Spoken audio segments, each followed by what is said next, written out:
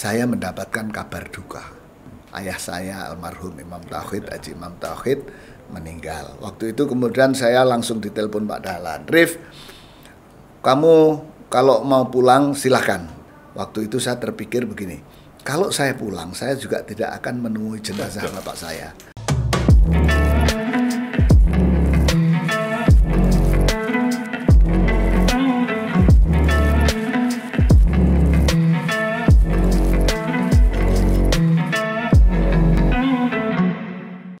Assalamualaikum warahmatullahi wabarakatuh. Sahabat Singkong dan Kopi, kita bertemu kembali. Saya Haji Norman selaku host daripada Singkong dan Kopi di Jatim News Media. Sebelum saya memperkenalkan sahabat saya, sahabat terbaik saya, narsum saya ingin bercerita bahwa suatu ketika saya tiba-tiba saja ke kantor pemerintah kota Surabaya di lantai 2. Saya sengaja tidak memberitahu sahabat saya yang terbaik ini. Saya nyelonong saja. Saya hanya ngetes apakah Haji Norman ini laku di sana. Yang luar biasa, begitu saya masuk di ruangan tunggu, rupanya beliau sudah tahu dan sudah memberitahu ajudan untuk saya diberi waktu setelah tamu beliau. Begitu tamu keluar, saya kaget karena yang keluar kepala-kepala dinas dan lain sebagainya dengan senyum yang khas, dengan tangannya seperti orang Arab, labbaik begitu, Haji Norman begitu. Saya menjadi merenung, ya Allah, mudah-mudahan selalu menjadi pejabat dan mudah-mudahan bisa jadi gubernur atau presiden sahabat saya. Tapi nggak tahu ternyata bagaimana. Yang jelas itu kesan yang paling luar biasa. Kesan yang kedua, tiba-tiba saya ditelepon. Haji Norman, siap mas? Ternyata sudah di depan kantor saya, kantor LSM, dan beliau datang tanpa pengawalan, tanpa ajudan, hanya dengan supir. Hari ini saya kembali dengan sahabat terbaik saya, Mas Arif Afandi. Assalamualaikum Mas Norman. Ya. Alhamdulillah. Ini terhormat saya diundang ke sini. Cuman senyumnya masih saja puluhan tahun yang lalu dari sekarang. Luar biasa, Masya Allah.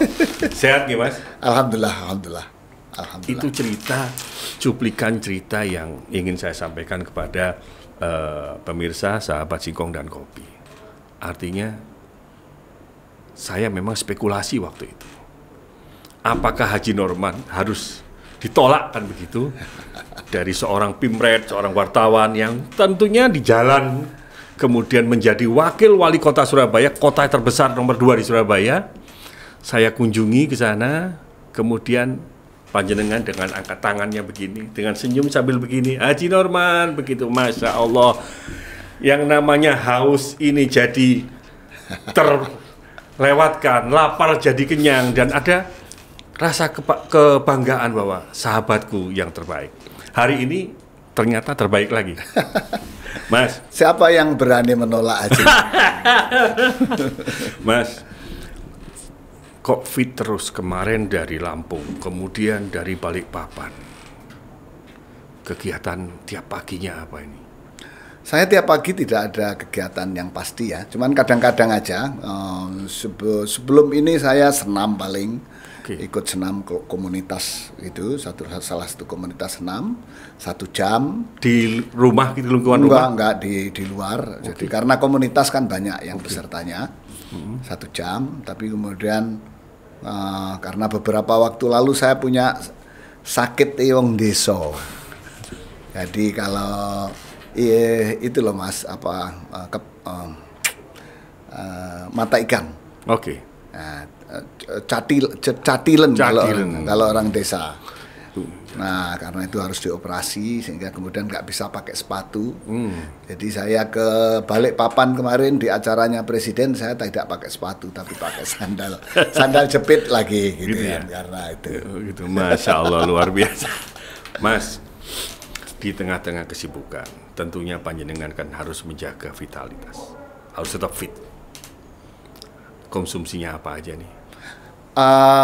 Saya konsumsi apa saja. Saya tidak ada tidak ada apa namanya makanan yang kemudian menjadi tantangan bagi saya. Yang kemudian saya lakukan dalam waktu 3 bulan terakhir, saya agak mengurangi karbo, bahkan karbohidrat. Bahkan pada sebulan pertama kali saya berniat untuk menurunkan berat badan saya itu, 1 bulan penuh saya tidak makan karbohidrat. Waduh, tanpa nasi? Nasi tidak, kemudian bahan-bahan yang dari tepung tidak, bahkan kemudian tanaman yang ditanam, misalnya kayak singkong macam-macam tidak.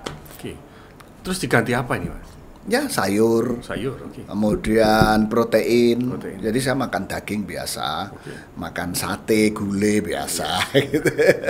Sahabatku, singkong dan kopi ada keunikan sama beliau. Jadi kalau biasanya kalau habis Jumat itu beliau, kalau saya ikutin biasanya ke Wali Kota Mustajab, ada sahabat beliau yang wartawan yang buka warung kambing di situ. Masih suka juga kambing? Masih. Saya penggemar kambing. Luar biasa. Maksudnya di Ampel itu ya? Ya. Warung Ampel ya. Depot Ampel. Iya, sahabatnya panjenengan sama-sama wartawan. Gitu. Jadi kalau di Saudi juga lahem, fi, mafi. Ya. Masya Allah. Itu kalau kemudian makan, coba sekali-kali makan nasi mandi pakai kambing, kemudian pakai sambal kacang, sambal pecel. Aduh, itu nikmatnya bukan biasa. Atau coba aja di sini. Artinya nasi mandi kan banyak, bawa sambal bumbu pecel. Nah, makan dengan mentahan itu nikmatnya bukan. Sambung dengan, saya yakin ini kan bukan diet ya, bukan ya. Tetapi disiplin panjenengan untuk menjaga pola makan, kan begitu. Kenapa harus diganti sayur? Kalau nasi, biasanya kan kawan-kawan kita ini gantinya beras hitam. Panjenengan harus jujur kan, di balik beras mandi ini atau beras basmati itu bagaimana? Ya, kalau beras basmati itu kan kadar karbohidratnya kan rendah. Iya. Di bawah beras hitam kan? Iya. Ya. Tapi kan itu kan kalau bicara keenaan. Bicara sesuatu yang enak, nasi basmati yang dimasak dengan model kebuli atau mandi, tapi kemudian dipakai sambal pecel itu. Waduh, nikmatnya bukan main. Saya khawatir ini kalau sudah beberapa tahun ke depan nanti ini jadi seperti sahabat saya juga dari Jawa Pos, sudah jadi orang sufi, pikirannya sudah bukan pragmatis lagi, yang dipikir adalah kembali kepada Allah. Saya curiga ini makin lama makin dengan panjenengan juga demikian. Ya tentu itu alamiah ya. Pasti orang kalau makin tua kemudian tidak semakin mendekat kepada Allah, itu justru tidak alamiah. Itu irasional. Nah, tapi apakah kemudian cara mendekat kepada Allah itu kita akan menjadi orang yang sufi, menghindarkan diri dari dunia, hanya ibadah melulu? Nah, itu pilihan. Kalau saya semakin tua ya bagaimana kita meningkatkan kemanfaatan kita untuk banyak orang, kemanfaatan kita untuk semakin orang-orang di sekitar kita. Mas Arif, masih sempat baca buku nih? Harus dong. Kebetulan saya kan punya rubrik yang rutin di beberapa media. Kalau kemudian saya tidak baca buku, cuman saya bukan pembaca buku yang baik. Lompat-lompat atau gimana kira-kira? Ya, saya akan baca buku sesuai dengan kebutuhan. Jadi misalnya saya pengen ngomong tentang industri digital. Nah, pasti saya akan lihat ada buku begitu yang kira-kira saya lihat indeksnya. Nah, yang halaman yang disebut indeksnya itu aja yang saya baca. Saya tidak pernah baca buku. Intisarinya gitu ya? Ya, saya tidak pernah baca buku tuntas dari halaman 1 ke halaman terakhir kecuali novel. Mas, nanti kita bicarakan hal itu. Sahabat Singkong dan Kopi, saya ingin sebenarnya menarik beliau kepada sesuatu persoalan yang membuat saya terusik. Suatu ketika saya membuka HP saya dan saya melihat beliau menampilkan sesuatu yang luar biasa.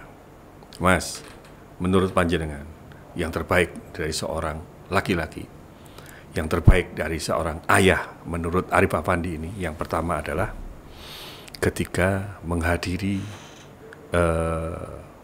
wisuda kalau nggak salah. Urutannya wisuda. Orang tua. Orang tua, ya, oke. Jadi seorang Arif Affandi ini ya. Oke. Jadi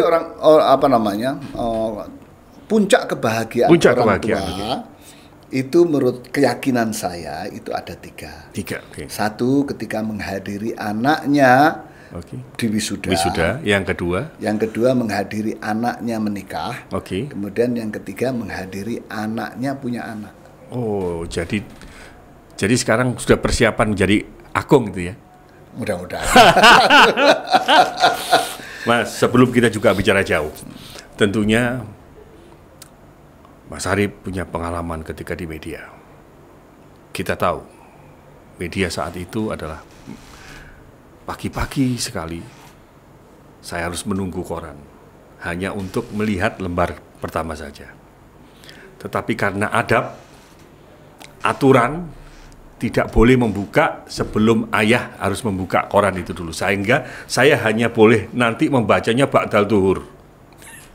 Sehingga saya hanya lihat hotline-nya saja. Ini yang punya peraturan almarhum Sulaiman. Iya. Jadi almarhum ayah saya Kiai Haji Sulaiman Fadli itu punya aturan seperti itu. Jadi koran itu tidak boleh disentuh. Jadi saya hanya nunggu aja. Jadi ayahnya Mas Nurman ini adalah seorang tokoh yang sangat luar biasa, Bapak Sulaiman Fadli, politisi ulung. Cuman kok nggak nurun ke anaknya yang satu ini ya? Wartawan juga, Mas, beliau.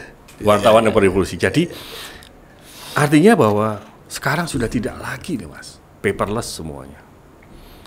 Anak saya juga nggak nunggu koran lagi. Malah dia lebih tahu informasi-informasi itu di smartphone. Tanggapan panjenengan bagaimana? Masih ada juga orang yang masih konvensional, artinya membaca koran cetak.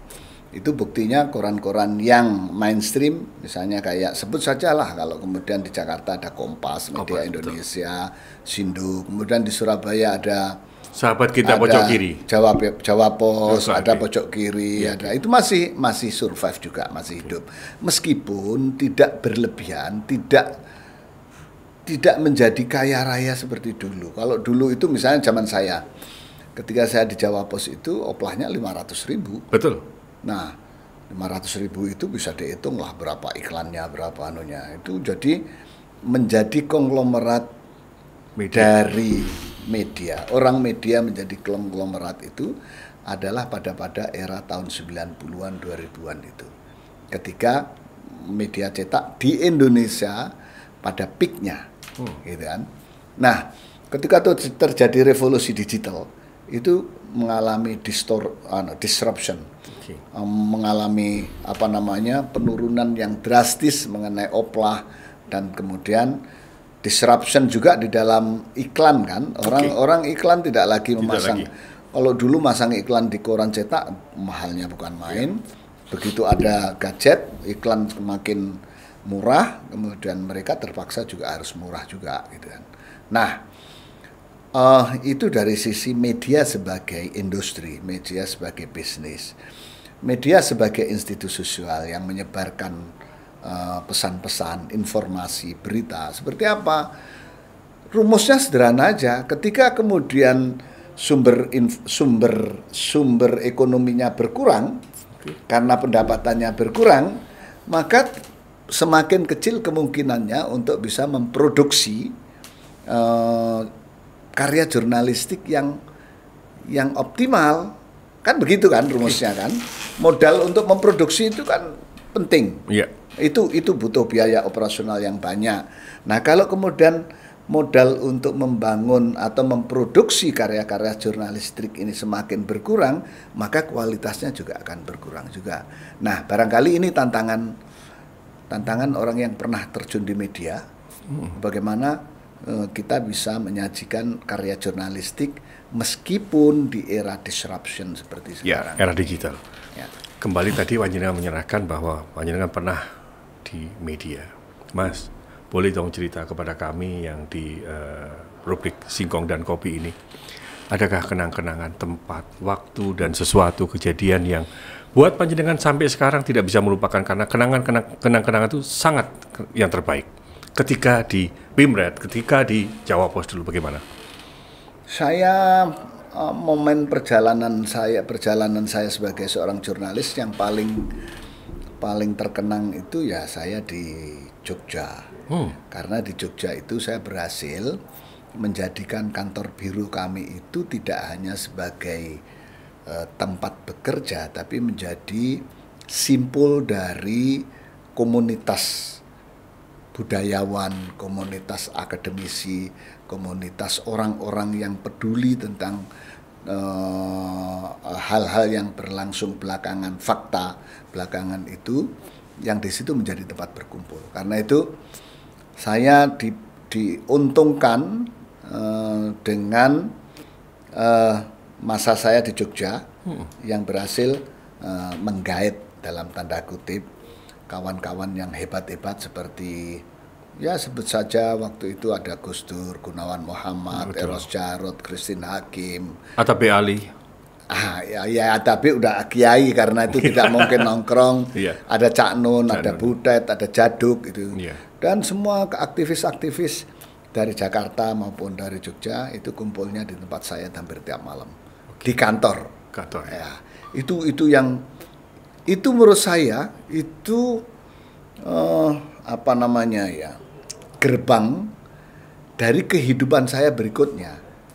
Karena dengan di Jogja itu dan menjadi simpul dari banyak tokoh itu saya menjadi punya jaringan yang makin luas, network gitu punya persahabatan yang makin banyak, kemudian punya wawasan juga kan, kalau tiap malam kumpul mereka kan ilmu kita kan tambah terus gitu kan.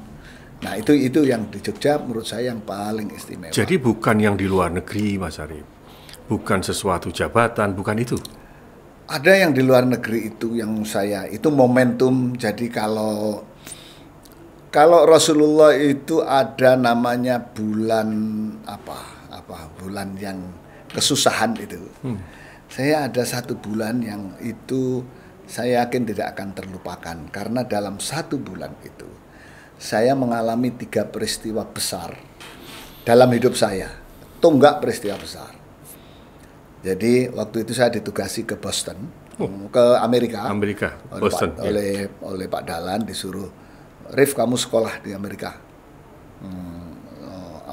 belajar bahasa Inggris, 1 bulan di sana, nanti kursus berapa minggu, terus selebihnya kamu jalan ke kota-kota untuk biar tahu Amerika. Learning by doing. Yes. Saya ke sana, saya suruh pilih kamu terserah, saya pilih Boston. Bayangan saya itu Boston itu paling ujung dekat Kanada gitu kan. Sehingga tidak ada orang Indonesia di situ. Begitu sampai di sana ternyata orang Indonesianya banyak sekali. Walhasil ya saya tidak belajar bahasa Inggris karena ngomong bahasa Indonesia juga di sana dengan kawan-kawan. Nah, ketika saya dalam waktu 1 minggu saya mendapatkan kabar duka. Ayah saya almarhum Imam Tauhid, Haji Imam Tauhid meninggal. Waktu itu kemudian saya langsung ditelepon Pak Dahlan, Rif, kamu kalau mau pulang silahkan, Anda yang memutuskan. Nanti kalau kamu memutuskan pulang segera kasih tahu kami, nanti segera semuanya kita urus. Tapi terserah kamu, apakah kamu mau pulang atau tidak. Kemudian saya renungkan sedikit sebentar, gitu. Kemudian saya bilang, waktu itu saya terpikir begini, kalau saya pulang, saya juga tidak akan menemui jenazah bapak saya. Karena waktu itu dari Amerika ke Surabaya 24 jam lebih karena butuh transit. Tidak ada yang direct kan. Transit di Madrid.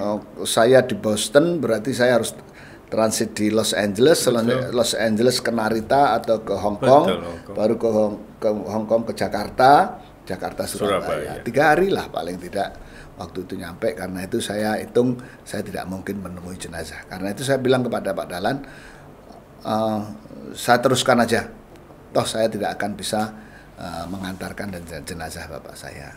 Mungkin karena itu Pak Dahlan senang sama saya. Orang ini kan suka pada orang yang lebih memikirkan pekerjaannya ketimbang memikirkan keluarganya. Nah, Karena itu oke, berjalan saya terus, tapi saya waktu itu hari itu juga saya nunut di tempat teman gitu, rumahnya kontraannya teman. Ya saya baca Quran, salat gaib dan lain sebagainya, mengirim Fatihah, tahlil untuk Bapak. Nah, seminggu berikutnya kan kemudian digantikan istri saya yang ke sana dengan anak-anaknya. Seminggu berikutnya dari Blitar istri saya nelpon saya mengatakan bahwa dia mengabarkan kalau positif hamil. Jadi berarti lahirlah kemudian itu anak saya yang terakhir itu, yang bungsu nomor 4. Karena itu anak saya yang terakhir itu di luar dugaan itu wajahnya persis bapak saya. Masya Allah.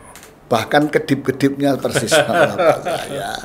Nah, meskipun saya tidak percaya reinkarnasi, ini faktual seperti itu, gitu kan? Nah, itu minggu kedua. Jadi kabar duka, kabar bahagia. Minggu ketiga saya di email, waktu itu kan saya belum banyak bawa handphone, email sudah ada. Kemudian saya di email oleh kawan-kawan di sini mengucapkan selamat saya diangkat jadi pemimpin redaksi. Berarti ya. Ya, jadi saya diangkat pemimpin redaksi itu sedang tidak di sini. Saya sedang di Washington. Di Washington. Saya udah pindah Washington DC. Minggu ketiga saya pindah sudah keluar dari Boston. Jauh itu jaraknya, Mas? Ya, setelah dari Boston saya waktu itu naik apa ya? Ingat saya naik darat ke New York. Aduh. Enggak jauh lah kalau itu beberapa jam gitu ya. Setelah dari New York saya naik pesawat ke Washington. Nah, dari Washington kemudian saya berkunjung ke beberapa teman di situ. Dari Washington saya naik Greyhound bis itu, bis akap lah, antar kota, antar kabupaten. Ya, itu ke Columbus. Columbus itu tempat kampusnya Ohio State University. Saya nyambangi kawan saya Dr. Dodi. Waktu itu ada Saiful Mujani segala. Kemudian ada profesornya William Liddell. Kebetulan kan saya kenal sebelumnya dengan William Liddell di Jogja gitu kan. Nah, habis dari situ saya naik pesawat ke Chicago untuk kemudian ke DeKalb. DeKalb itu ya kalau di sini kira-kira Mojokertonya lah, Mojokerto. Di DeKalb itu ada Northern Illinois University. Di situ ada Profesor Dwight King yang dulu juga pernah saya kenal baik ketika di Jogja. Nah, saat itu saya nginep di tempatnya Anies Baswedan. Anies Baswedan sedang ambil dokter di sana. Ya, termasuk jadi, dengan beliau lagi bersama-sama mantan Mendikbud juga kan? Waktu itu ada di sana beliau. Siapa mantan Mendikbud? Yang barusan wafat? Oh, Pak Yahya Muhaimin. Betul. Enggak, Pak Yahya Muhaimin sih tidak pernah saya ketemu di luar negeri. Pak Yahya Muhaimin itu salah satu orang yang dosen saya yang sangat baik sekali. Dia dosen hubungan internasional, saya orang komunikasi, tapi kan saya pernah ngambil mata kuliah beliau yang di Ampu beliau. Jadi ketika mau ngasih nilai, saya dipanggil sama Pak Yahya. Rif, kamu minta nilai apa? Saya bilang, privilege ya? Ya, nggak tahu lah apa maksudnya. Saya bilang, Pak Yahya, karena nilai yang lain-lain agak jeblok, saya sangat senang kalau dikasih A. Kasih A. Mas Arif, tentunya saya juga membaca sedikit. Panjenengan juga pengagum orang-orang yang punya jasa terbaik untuk di negeri ini, terutama yang di Jogja. Bagaimana panjenengan melihat Profesor Zaky Derajat? Saya tidak, Profesor Zaky Derajat saya tidak terlalu. Jogja itu, Mas? Jakarta dong. Uin Syarif Hidayatullah dong. Zaky Derajat yang profesor. Iya. Ya, sebelumnya di Jogja beliau. Saya kurang tahu persis ya. Tapi mungkin Bu Zakiyah lebih banyak di sana ya. Kalau yang di Jogja itu Profesor Mukti Ali. Betul. Mukti Ali ya. Yang dimaksud. Iya.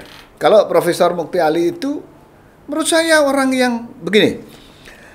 Mas Nurman, saya ini kan keluarga santri.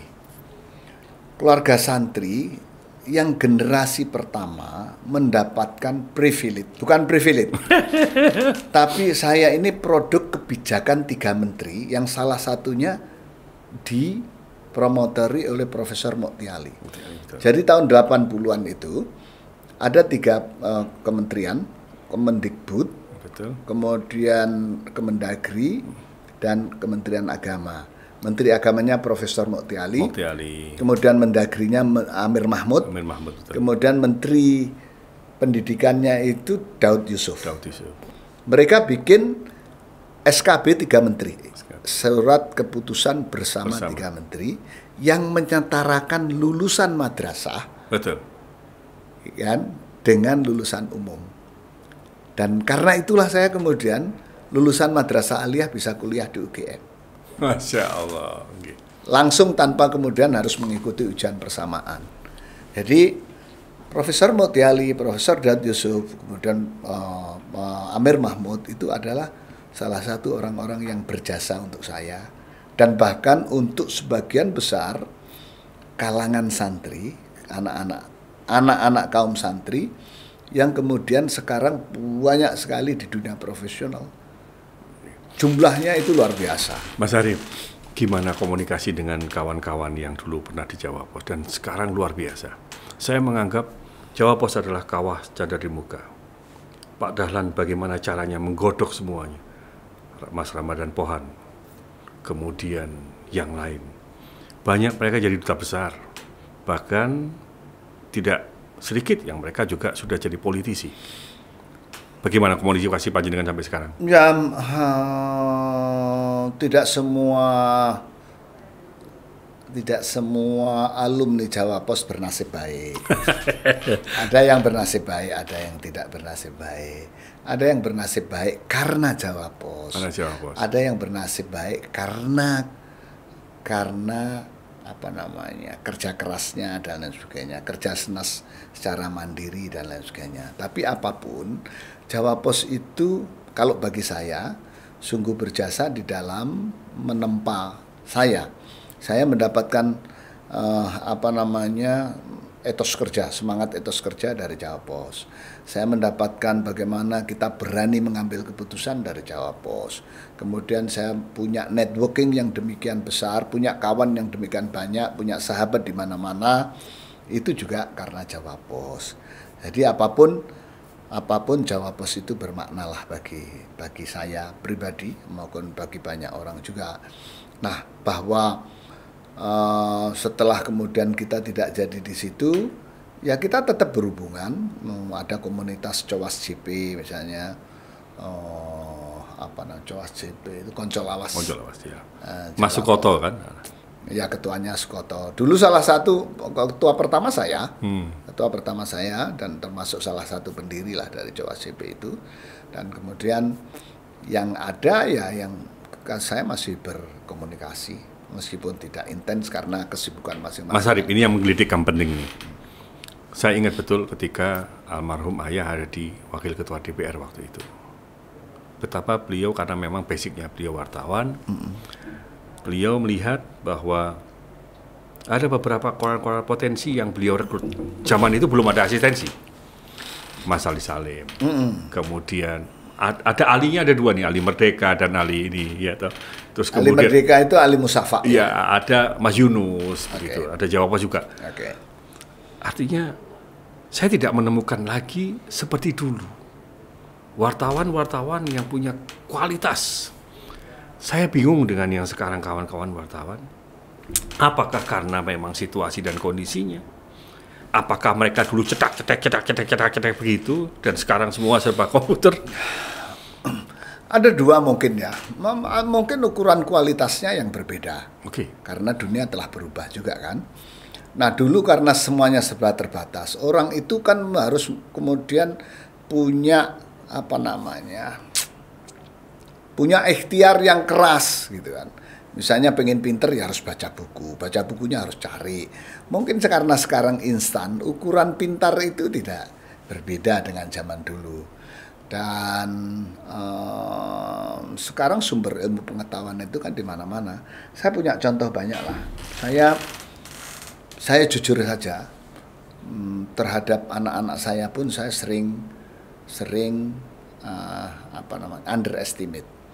Saya punya anak perempuan, sekarang udah lulus, nomor 2, itu dia kuliahnya di UGM, di manajemen kebijakan publik. Dia ini K-popper. Jadi anak saya nomor 2 itu agak unik gitu, urbanize, gaya hidupnya mengurban gitu, dan sukanya K-pop, fashionable. Jadi awal-awal malah waktu kecil dia sukanya mendesain fashion gitu, dan pokoknya segala hal yang sifatnya industri pop dia tahu, dia paham. Karena rasa pengen tahunya luar biasa. Artinya saya nggak tahu. Ini karakter orangnya seperti itu. Iya. Nah, begitu lulus, kemudian dia magang di satu lembaga yang di ring 1 lah. Jadi di ring 1, saya sebut saja di KSP. Dia magang di situ. Tapi kemudian ternyata di situ dia K-poppernya itu berbeda jauh dengan kemudian ketika dia magang itu. Dia langsung bisa menempatkan diri, dia langsung kemudian bisa adaptasi, dan bahkan kemudian dia langsung menjadi misalnya hal-hal yang sifatnya confidential, itu biasa ditangani.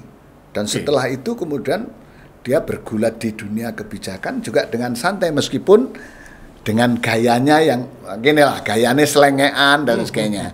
Nah, dari situ saya berkesimpulan bahwa kualitas itu mungkin beda.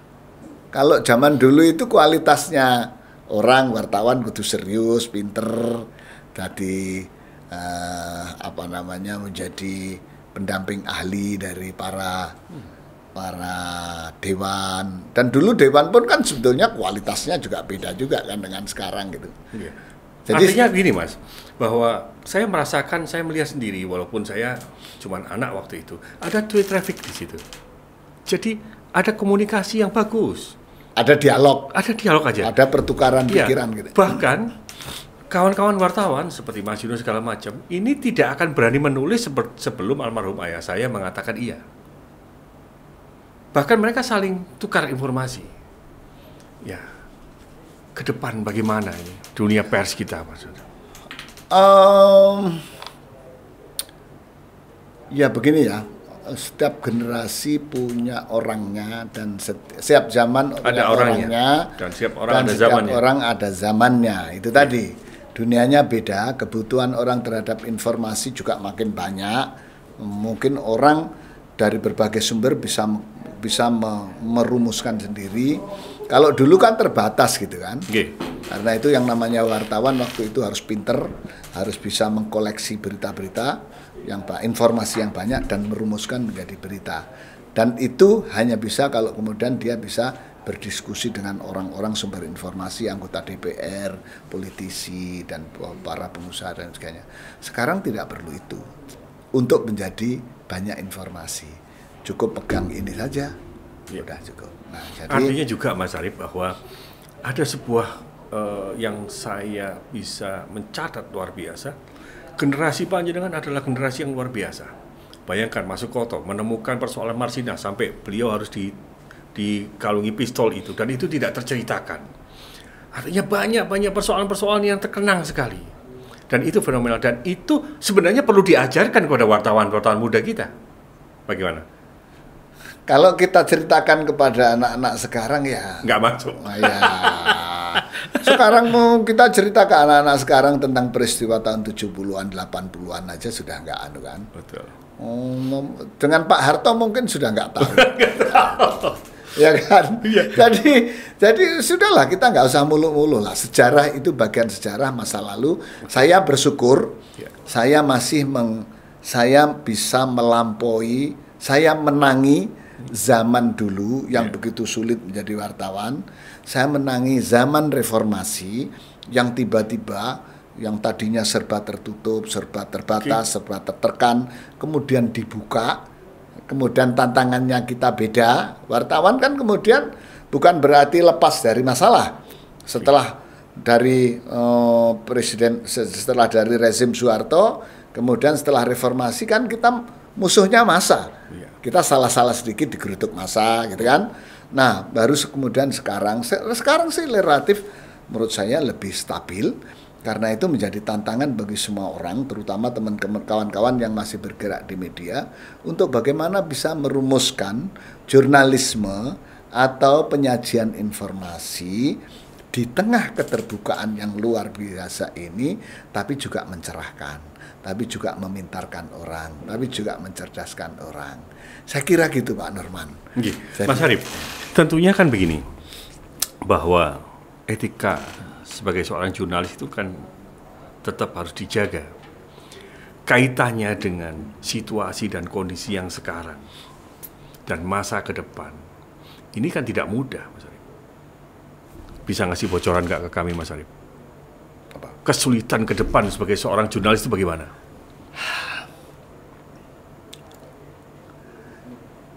Seorang jurnalis itu tidak hanya profesi, tidak hanya bagaimana dia menyampaikan berita. Karena itu dalam hal etika tadi, menjaga etika itu dalam prosedur, dalam SOP publikasi media itu kan ada dua. Ada newsworthy, layak berita, ada layak muat. Betul. Jadi sesuatu yang punya nilai berita belum tentu kemudian dia layak dimuat. Karena apa? Pertimbangan-pertimbangan etik. Nah, ke depan apa problemnya? Tantangan kita ke depan yang paling utama adalah yang crucial point itu justru bagaimana 2024 itu menjadi proses regenerasi kepemimpinan yang aman, yang tetap menjaga NKRI utuh, tidak menimbulkan chaos, dan kemudian menghasilkan kepemimpinan baru yang lebih baik. Nah, itu apa? Wartawan punya apa namanya, bisa berkontribusi juga dengan cara apa? Dengan cara bagaimana menyajikan berita yang mendorong situasi yang lebih kondusif terhadap masa depan Indonesia, khususnya di 2024 ini. Ya, khusus untuk yang prediksi tahun 2024, saya minta waktu lagi nanti next kita khusus bicara itu. Tapi sekarang saya hanya ingin menggali tentang komunikasi, tentang kewartawanan, dan keprihatinan saya tentang yang saya lihat ketika zaman dengan nostalgia dengan kawan-kawan Cak Muiz segala macam. Nah, kalau dulu tuh dengan mesin ketik gini, sekarang ini dengan copy paste. Apalagi sekarang nih, saat ini masyarakat sendiri dia juga bisa jadi wartawan. Dan dia seenaknya ngeblaskan segala macam. Mungkin perlu dirumuskan ya, bukan begitu. Tidak semua wartawan, tidak semua orang bisa menjadi wartawan. Iya. Tapi setiap orang dengan revolusi digital ini bisa menjadi penyebar dan pemproduksi informasi. Ada beda. Wartawan itu produknya apa? Berita. Berita itu apa? Berita itu adalah kumpulan informasi yang disusun berdasarkan kode etik jurnalistik. Betul. Itu namanya produk berita. Nah, tapi kalau kemudian informasi yang disebarkan tanpa melalui proses jurnalistik, yaitu hanya informasi. Apalagi kalau kemudian informasinya itu fake. Apalagi kalau informasinya itu yang dibuat-buat. Apalagi kalau informasinya itu tidak yang nyata. Itu ini yang jelaskan pikiran saya yang sederhana saja, bahwa wartawannya itu kalah viral atau memviralkan sesuatu. Karena ketika kita berada di suatu lokasi, jangan lupa Mas Harip, momen dan kesempatan itu kan ada, sehingga dia langsung blast, kan begitu, tanpa ada diketik apapun gitu loh. Sehingga wartawannya tidak sempat menulis, tetapi mereka bisa langsung dari dekat, jarak yang cukup dekat untuk menginformasikan ke publik, dan itu viral, kan begitu. Terus Mas Harip. Viral itu, gini, tidak semua produk jurnalistik bisa menjadi viral. Oke. Ada mekanisme algoritma, ada kemudian prosedur digital ini, teknologi digital itu yang membuat apakah itu viral atau tidak. Jadi kalau dulu gini, kita memproduksi berita, kemudian kita publikasikan dicetak, distribusinya itu kan orang, ya kan? Ada loper, betul, ada agen, ya kan? Tahapan-tahapan itu ya. Oke. Nah, sekarang ini semua orang bisa menyebarkan informasi dengan alat distribusi yang ada di sekitar kita. Ya. Nah, ini dibikin based on algoritma. Algoritma itu sangat tergantung pada kalau Mas Norman misalnya tanpa sengaja misalnya buka hal-hal yang agak porno-porno, gitu pasti iklannya Anda buka apa, buka media sosial, apa Facebook, kemudian Facebook, Twitter, Instagram, pasti iklan-iklannya yang keluar yang begitu-begitu. Obat kuat misalnya. Nah ini kerja algoritma. Sesuatu yang jadi karena itu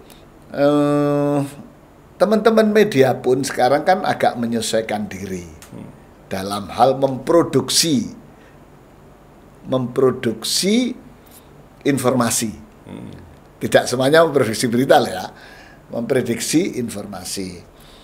Dia ada yang berorientasi pada clickbait. Betul. Bagaimana kemudian membuat sesuatu yang itu disambar banyak orang, viewernya banyak dan sebagainya. Tapi kemudian juga ada yang betul-betul itu kayak jurnalistik. Nah itu model bisnis baru. Itu mau apa namanya stepping atau jalan yang harus ditempuh oleh pengelola media sekarang yang masih mengandalkan platform media sosial sebagai alat distribusi. Ya. Oke Mas Arif, sahabatku Singkong dan Kopi memang terasa pendek kami bicara berdua sama beliau.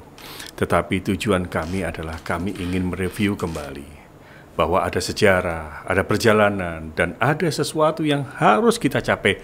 Tidak Mas Arif saja, tidak Haji Norman saja, tetapi seluruh masyarakat Indonesia yang terbingkai dalam negara kesatuan Republik Indonesia ini. Untuk apa? Untuk bertanggung jawab kepada negeri ini tentang informasi dan komunikasi. Closing statement, monggo Mas. Tapi sebelum closing statement, janji untuk kita ketemu lagi ngobrol yang lebih hot lagi nih ya. Oh ya. Oke, silakan closing statement Mas. Apa ya? Ya, saya kira kita harus menjadi orang yang bijak di tengah kemudian akses informasi yang demikian besar, dan sekali lagi tidak semua orang bisa memproduksi berita, tapi bisa memproduksi informasi. Nah, tinggal bagaimana kalaupun kita memproduksi informasi, itu adalah informasi-informasi yang bermanfaat untuk kehidupan kita, bukan informasi yang menyesatkan bagi kehidupan kita. Oke, terima kasih Mas Arif. Sahabat-sahabat Singkong dan Kopi, hari kemarin cukup kita sesali. Hari ini yang kita lakukan, tapi dari perbincangan kita, hari esok tentunya yang akan kita dapatkan yang terbaik daripada hari ini. Terima kasih. Wassalamualaikum warahmatullahi wabarakatuh. Salam Singkong dan Kopinya begini, Mas. Salam Singkong dan Kopi. Yeah.